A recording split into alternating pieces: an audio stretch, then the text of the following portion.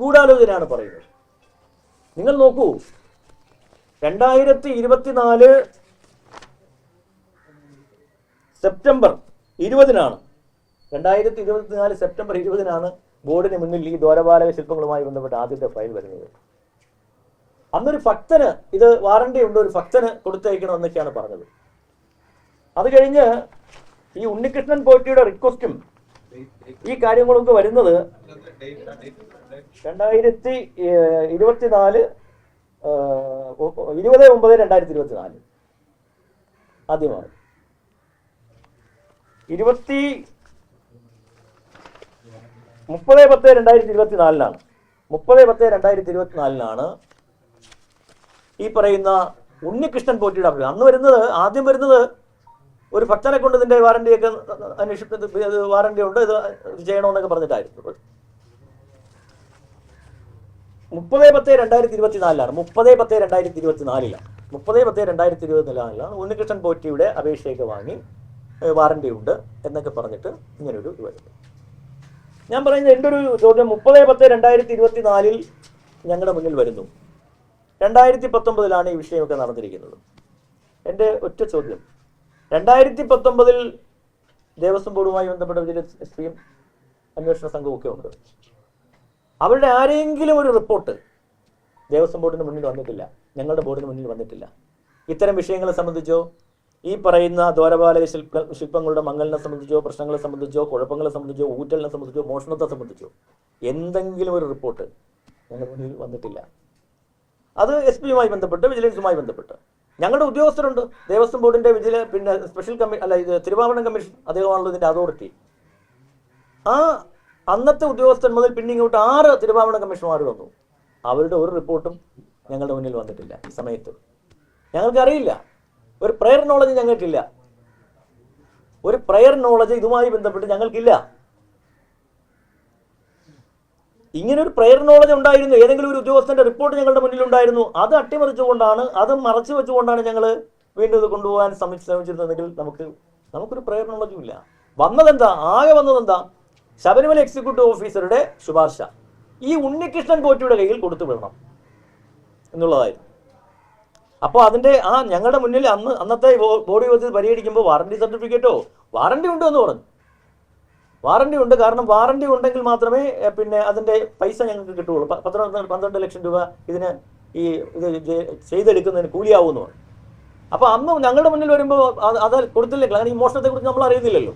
അപ്പോൾ വാറണ്ടി നഷ്ടപ്പെടും, audit objection വരും എന്ന് പറഞ്ഞിട്ടാണ്, വാറണ്ടി ഉണ്ട് എന്ന് പറഞ്ഞിട്ടാണ് നമ്മുടെ മുന്നിലേക്ക് വരുന്നത്. അതുകൊണ്ടാണ് ചെന്നൈയിലേക്ക് കൊടുത്തുവിടാൻ, ആ വാറണ്ടി തന്നെ ചെയ്യണമല്ലോ എന്ന് പറഞ്ഞിട്ടാണ് കൊടുത്തുവിടുന്നത്. പക്ഷെ അപ്പോഴും ഇതിനെ സംബന്ധിച്ചൊന്നും ഒരു റിപ്പോർട്ടും, ഒരു മോഷണത്തെ സംബന്ധിച്ച് ആർക്കും പൊതുസമൂഹത്തിന് പോലും അറിയില്ല. പിന്നെ പറഞ്ഞു വരുന്നത് എന്താ, ഈ എക്സിക്യൂട്ടീവ് ഓഫീസറുടെ റിപ്പോർട്ട് എന്ന് പറയുന്നത് ഉണ്ണികൃഷ്ണൻ പോറ്റിയുടെ കൈവശം കൊടുത്തു വിടണം. അത് സഹിതമാണ് തിരുവാഭരണ കമ്മീഷൻ റിപ്പോർട്ട് വരുന്നത്. അപ്പം ഞങ്ങൾ എന്താ ചെയ്തത്, അങ്ങനെ ഉണ്ണികൃഷ്ണൻ പോറ്റിയുടെ കൈവശം കൊടുത്തുവിടാൻ പറ്റില്ല. അതൊരു മൂന്നാമതുടെ ആളുടെ കൈവശം കൊടുത്തുവിടാൻ പറ്റില്ല. അതെങ്ങനെയാണ്? അറ്റകുറ്റപ്പണിക്ക് ചെന്നൈയിലെ ഫാക്ടറിയിലേക്ക് കൊണ്ടുപോകുമ്പോൾ തിരുവാഭരണ commissioner, Devaswom Smith, vigilance officer, executive officer, Sabarimala എന്നിവരുടെ സാന്നിധ്യത്തിൽ കൊണ്ടുപോയി അറ്റകുറ്റപ്പണികൾ ചെയ്ത് പുനഃസ്ഥാപിക്കുന്നതിന് തിരുവാഭരണ കമ്മീഷണർക്ക് ഉത്തരവ് കൊടുക്കുന്നു. ഞാൻ പറഞ്ഞു. അപ്പൊ ഞങ്ങൾ ഉണ്ണികൃഷ്ണൻ പോറ്റിക്കൊന്ന് സ്പർശിക്കുവാനോ കാണുവാനോ പോലുമുള്ള അവസരം ഉണ്ടാക്കുന്നില്ല. 2019 അങ്ങനെയല്ല. 2019 ഇതെല്ലാം കൂടി ചാക്കിൽ കെട്ടി ഒരു കൃത്യമായ മഹസറില്ലാതെ, മറ്റ് ഒരു റെക്കോർഡിക്കലും ഇല്ലാതെ കൊടുത്തുവിടുമായിരുന്നു. ഒരു ഉദ്യോഗസ്ഥന്റെ സാന്നിധ്യം ഇല്ലാതെയായിരുന്നു കൊടുത്തുവിട്ടത്. 2025 അങ്ങനെയല്ല എന്നാണ് ഞാൻ പറഞ്ഞത്. പിന്നെ കോടതിയെ അറിയിച്ചില്ല എന്നുള്ളതാണ്. ഈ 2023 ജൂൺ 30 ആണ് ഈ ഉത്തരവ് വരുന്നത്. ഈ ശബരിമല ക്ഷേത്രത്തിനുള്ളിലെ സ്വർണം, വെള്ളി, ഉരുപ്പടികൾ പുറത്തേക്ക് കൊണ്ടുപോകുമ്പോൾ സ്പെഷ്യൽ കമ്മീഷനെ അറിയിക്കണമെന്നുള്ള കോടതി ഉത്തരവ് വരുന്നത് ജൂൺ 30 2023 ജൂൺ 30. അപ്പം ഞങ്ങളുടെ ബോർഡ് അധികാരത്തിൽ വന്നിട്ടില്ല. ഞങ്ങളുടെ ബോർഡ് അധികാരത്തിൽ വരുന്നത് നവംബറിലാണ്, 23 നവംബറിലാണ്. അപ്പം ഞങ്ങൾക്കറിയില്ല. അപ്പം ഞങ്ങൾ ഈ ഉദ്യോഗസ്ഥന്മാർ എന്തുകൊണ്ട് നിങ്ങൾ ഇത് പിന്നെ വിശദീകരണം ചോദിച്ചു. അപ്പോൾ അവർ പറഞ്ഞത് ഞങ്ങൾക്കിത് അറിയില്ലായിരുന്നു. തിരുവാഭരണം കമ്മീഷൻ ഓഫീസിൽ ഇത്തരമൊരു കോടതി വിധിയുടെ കോപ്പി ഉണ്ടായിരുന്നില്ല എന്നുള്ളതാണ്. എക്സിക്യൂട്ടീവ് ഓഫീസർ ചോദിച്ചു. എക്സിക്യൂട്ടീവ് ഓഫീസർ പറഞ്ഞതും ഞങ്ങളുടെ ഓഫീസിൽ ഇങ്ങനെ ഒരു കാര്യം ഉണ്ടായിരുന്നില്ല എന്നുള്ളതാണ്. അപ്പോൾ ഞങ്ങൾ ബോർഡിലെ ലാ ഓഫീസറോട് ചോദിച്ചു. ലാ ഓഫീസർ പറഞ്ഞത് 2023 ഈ പറയുന്ന ഒരു സർട്ടിഫൈഡ് കോപ്പി നാളിതുവരെ സ്റ്റാൻഡിംഗ് കമ്മിറ്റി ഓഫീസിൽ നിന്നും ഇങ്ങോട്ടേക്ക് കൈമാറിയിട്ടില്ല എന്നുള്ളതാണ്. അപ്പോൾ സത്യത്തിൽ നമ്മൾ അവസാനം കൊടുത്ത ഉത്തരവ് എന്താ? ഞങ്ങൾ ഇതിൽ കൊടുത്തിരിക്കുന്ന ഉത്തരവെന്ന് പറയുന്നത് ഡിപ്പാർട്ട്മെന്റ് ചട്ടപ്രകാരം എല്ലാ ഉത്തരവാദിത്വങ്ങളും നിർവഹിച്ച് എല്ലാ ഡിപ്പാർട്ട്മെന്റ് ചട്ടപ്രകാരവും എല്ലാ ഉത്തരവുകളും നടപടികളും പാലിച്ചുകൊണ്ട് വേണം ഇത് കൊണ്ടുപോകാനെന്നാണ് നമ്മുടെ ഉത്തരവ്. ഏറ്റവും അവസാനത്തെ ഉത്തരവാണ് ഞാൻ വായിക്കുന്നത്. സൂചനാ റിപ്പോർട്ടുകൾ പരിഗണിച്ച് ശബരിമല ദേവസ്വത്തിൽ ശ്രീകോവിലിന് മുമ്പിലെ ചെമ്പിൽ പൊതിഞ്ഞ സ്വർണ്ണം പൂശിയിട്ടുള്ള ദ്വാരപാലക ശില്പത്തിന്റെ താങ്ങുവീട് ഉൾപ്പെടെയുള്ള ഭാഗങ്ങൾ താങ്കളുടെ മേൽനോട്ടത്തിലും, ആരുടെ തിരുവാഭരണ കൃഷ്ണ മേൽനോട്ടത്തിലും, പിന്നെ സൂപ്രണ്ട് ഓഫ് വിജിലൻസ് സാന്നിധ്യത്തിലും, Sabarimala Devaswom administrative officer, Devaswom Smith എന്നിവരുടെ സാന്നിധ്യത്തിൽ ഡിപ്പാർട്ട്മെന്റ് നടപടിക്രമങ്ങൾ പൂർണ്ണമായി പാലിച്ചുകൊണ്ട് ഡിപ്പാർട്ട്മെന്റ് ചെലവിൽ ചെന്നൈയിലേക്ക് കൊണ്ടുപോകണം. അതിൽ സ്പോൺസറായ ഉണ്ണികൃഷ്ണൻ പോറ്റിയുടെ സ്വർണം, അന്ന് എനിക്ക് 29 ഗ്രാം സ്വർണം മാത്രമേ ഉള്ളൂ അത് പൂശിയെടുക്കുന്നതിന്. അങ്ങനെയാണ് ഇത് കൊണ്ടുപോകുന്നത്.